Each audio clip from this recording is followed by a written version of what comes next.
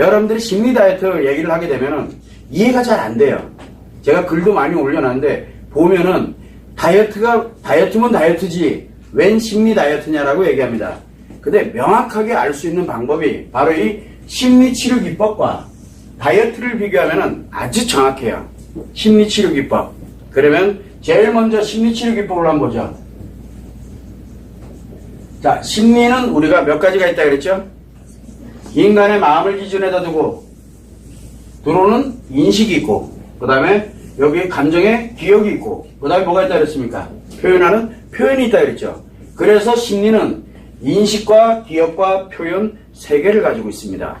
자, 그러면 심리 치료를 한다 그러면 몇 가지 치료법이 있어야 될까요? 인식을 치료하는 방법, 기억을 치료하는 방법, 그 다음에 표현을 치료하는 방법, 이렇게 세 가지가 필요합니다. 그래서 우리는 인식과 연결되어 있는 부분을 치료하는 것을 인지치료법이라고 합니다. 인지치료법 못 들어보셨나요? 인터넷 치면 다 나옵니다. 심리 조금 한 사람들은 다 압니다. 인지치료법. 그런데 요건 그대로 두고 표현과 연결돼서 치료하는 것을 우리는 행동치료법이라고 합니다. 그러면 기억은 어떻게 치료하느냐? 그래서 요즘 많이 발달되어 있는 게 뇌과학입니다. 자, 이렇게 가다 보니까 원래는 이렇게 구분이 돼 있었어요. 실질적으로 이렇게 구분해서 인지치료법을 쓸 거냐, 행동치료법을 쓸 거냐, 이렇게 가다 보니까 기억이 돼 있는 놈 때문에 좀 문제가 생기는 거예요. 그래서 이제 서구에 계속 연구했던 게 이제 뇌과학입니다. 자, 이렇게 가다 보니까 치료가 안 돼요. 이상한 일이 벌어지는 거예요. 이제 치료가 안 되는 거예요. 그래서 어떻게 하면 이거를 더 치료를 할 수 있을까? 고민을 거듭하다가 이 두 개를 한번 합쳐보자. 그래서 나온 게 뭐냐면 이 두 개를 딱 합쳐놓은 게 인지행동 치료법입니다. 실제 씁니다. 그래서 요즘 현존하는 상담실, 지금 현재 모든 전 세계 상담실에서, 유럽에서는 아직도 인지치료법과 행동치료법을 분리해서 씁니다. 특히 영국이라든가 유럽 특정한 국가들에서는 인지치료법과 행동치료법에 관련되는 부분을 쓰는데 효과가 없는 건 아니에요. 상담의 효과가 없다는 뜻이 아니에요. 분명히 우리가 뭔가를 해나갈 때 효율성이 목적에 의해서는 반드시 필요하기도 해요. 그런데 치료법으로는 적합치가 않아요. 그러나 지금 쓰고 있는 곳은 있어요. 그런데 문제는 뭐냐면 이 인지행동 치료법인데 인지행동 치료법이 나온 지가 그렇게 오래되진 않았어요. 근데 전 세계 지금 많은 곳에서 우리나라는 거의 인지행동 치료법을 쓰고 있다고 보시면 돼요. 가끔 이제 해외에서 영국이라든가 또는 유럽에서 공부하고 실제로 이제 학위를 갖고 한국에 들어와서 인지치료법을 전문으로 쓰는데 행동치료법을 전문으로 쓰는 데는 있는데 실제로는 보편적으로 일반 상담실에서 여러분들이 알고 있는 일반 상담은 인지행동치료법을 쓰고 있습니다. 종교의 목회 상담부터 시작해서 모든 종교에 관련되는 쪽도 다 똑같아요. 인지행동치료법을 써요. 자, 이렇게 가다 보니까 그러면 이게 과연 치료가 되느냐? 인지치료법을 써야 될 때가 있습니다. 노이로제를 치료한다든가 이런 걸 할 때는 인지치료법을 쓰면 되는데 순서가 잘못되면 치료가 안 됩니다. 틀리다는 얘기는 아니에요. 순서가 잘못되면 그렇다는 얘기죠. 행동치료법도 마찬가지예요. 필요한 것에 의해서 치료를 하도록 그렇게 만들 수 있는 요건은 충분히 됩니다. 이게 잘못된 건 아니에요. 그러나 치료가 안 돼요. 보편적으로 치료가 될 수가 없어요. 그래서 인지법과 행동법에 관련된 이 부분들은 실제로 뭔가 문제가 있다라고 생각이 돼서 만들어낸 게 인지행동 치료법인데 이 인지행동 치료법을 쓰게 되면 사람들이 무조건 뭐가 생깁니까? 자신감이 생깁니다. 자신감. 그래서 우울하던 사람도 자신감이 생겨요. 그리고 집에 안 있고 집에만 있던 사람이 갑자기 바깥으로 다니고 막 이래요. 치료됐죠? 왜 그러냐면 여기에 자신감이 생기면서 중독이 발생을 합니다. 중독, 즉 이유열을 막론하고 표현장애로 빠집니다. 표현장애로. 그래서 중독에서 들어가서 뭘 하냐면 자신있게 인생을 살아가도록 만드는, 들어보면 틀린 얘기 아니죠. 내가 자신있게 살아가도록 만드는 거 틀린 얘기는 아닌데 문제는 이 중독이라는 게 문제예요. 이건 더 큰 심리장애가 발생하는 거거든요. 그래서 작은 심리장애를 더 큰 심리장애로 만드는 원인이 됩니다. 자, 이거를 지금까지 우리는 계속 해왔어요. 근데 이거 방법이 아니구나라는 걸 알았어요. 그래서 우리는 뭘 하고 있습니까? 여기에 이 무의식을 이용을 해가지고 이 인식과 표현과 기업과 연결되어 있는 심리를 조절을 할 때 어떻게 할 것이냐를 만들어내는 이 원동력으로서 이 지금 현재 치료법들을 문제를 하나하나 분석을 했던 거예요. 이거 나중에 아마 이 하나씩 인지치료법이 왜 문제가 있는지, 어떤 장점을 갖고 있고 어떤 단점을 갖고 있고 어떻게 발전시켜 나가야 되는지 이런 것들을 연구해서 아마 여러분들이랑 같이 계속 토론해 나갈 거예요. 요건 그렇다 치고 각설하고, 자, 이거를 다이어트에도 한번 적용을 해보겠습니다. 다이어트법에는 크게 세 가지가 있어요. 제가 글도 올려놨는데, 이 뭐가 있냐면 식이 아시죠? 먹는 거를 얘기합니다. 식이 다이어트법이 있고 또 하나는 운동 다이어트법이 있습니다. 자, 식이 먹는 거예요. 먹는 거는 어디에 해당됩니까? 먹는 거. 먹는 거는 인식, 즉 5개 감각기관 중에 입을 통해서 영양분을 공급받는 역할을 하게 됩니다. 영양분 공급되는 거를 끊으면 어떻게 될까요?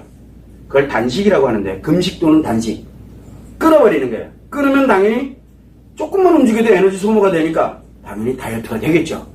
끊으면 되잖아요. 적게 먹거나 뭐 하거나 이런 식으로 먹는 거를 조절을 합니다.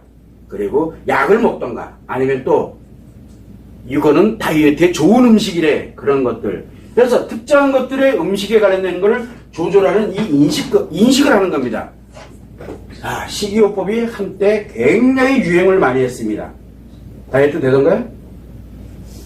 건강이 안 좋아져요. 이거 하다 보니까 건강이 너무 안 좋아지는 거야. 건강에 문제가 생겨요. 그래서 난리가 난 거야. 아, 이거 가지고는 어떤 사람은 성공한 사람이 있지만 그 사람은 지금도 이 시기에 관련된, 식이요법에 관련된 걸 지금도 해요. 그래야 유지가 돼요. 그거 딱 멈추는 순간 어떻게 됩니까?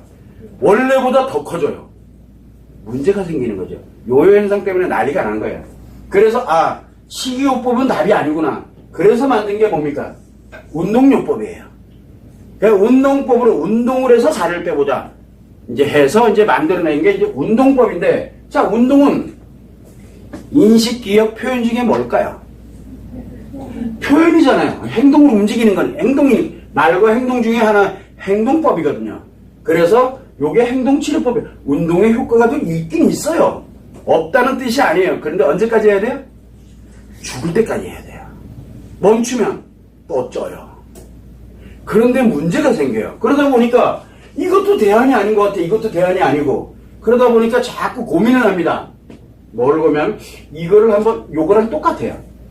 재밌게도 이 두 개를 합친 것이 나타난 게 언제냐면 인지행동 치료법이 만들어지고 난 다음에 나타났어요. 이 다이어트법이. 여러분들은 그거 모르셨죠? 그래서 뭐를 만들었냐면, 이거 제가 명칭 붙인 건데 이게 맞는지를 모르겠어요. 여기는 뭐랄까? 인지 행동 치료법. 그래서 저는 이거를 식이운동 치료법이라고 했어요. 너무 괜찮죠?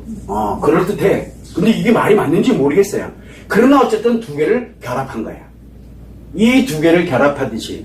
자, 식이운동 치료법을 딱 쓰니까 어떤 현상이 생기냐면, 인지행동 치료법 하면 이유를 막론하게 뭐가 만들어진다 그랬어요? 중독이 생긴다 그랬죠. 식이운동 치료법을 하다 보니까 얘들 둘이 가지고 있는 단점 알죠? 여기 단점. 여기 단점이 있잖아요.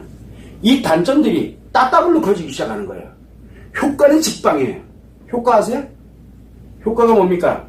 다이어트는 완전 즉각이에요. 다이어트는 굉장히 빠릅니다. 급격하게 살이 빠집니다.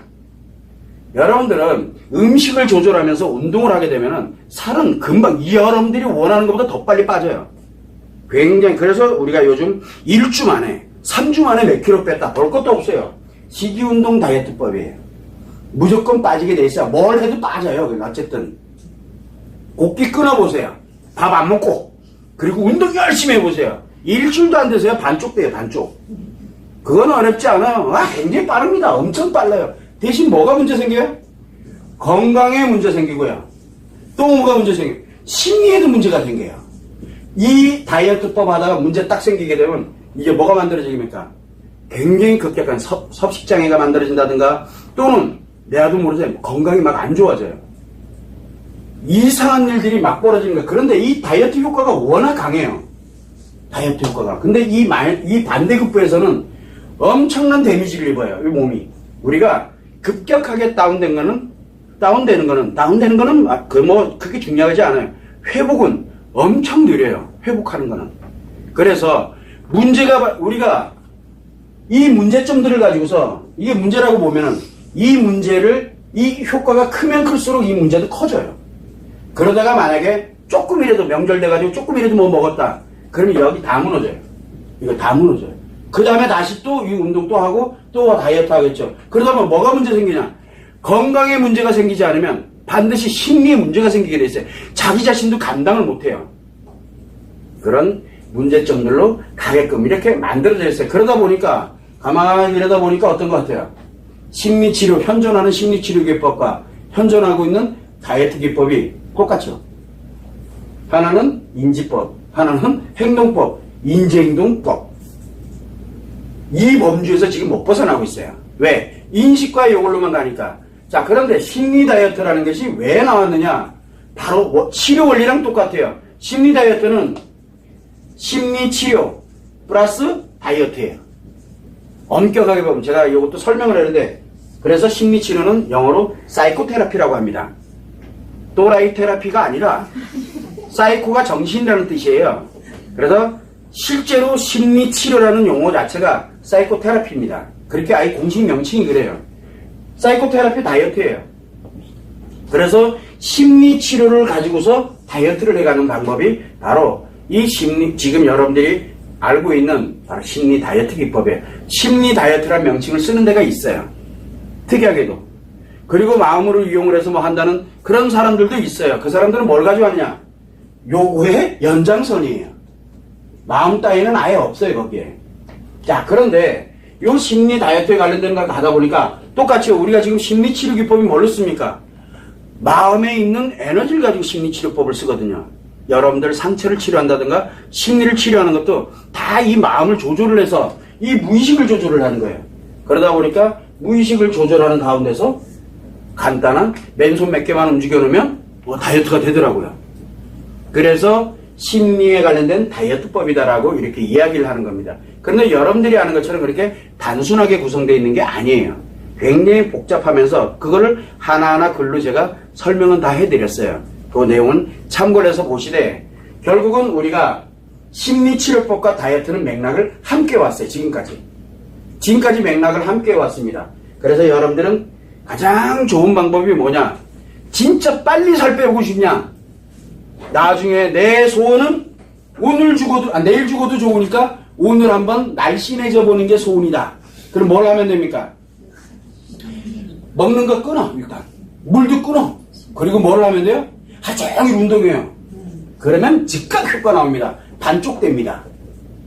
이따만한 바지가 헐렁헐렁해집니다.